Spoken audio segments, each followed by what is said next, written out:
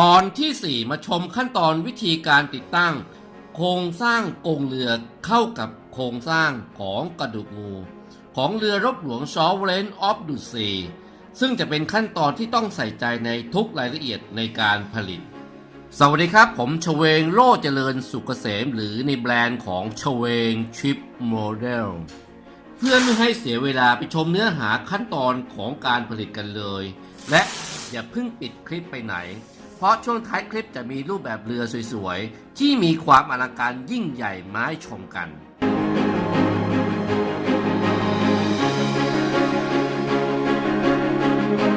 ฝากกดถูกใจกดติดตามกดกระดิ่งหากคลิปมีประโยชน์สามารถสมทบทุนได้โดยกดตรงนี้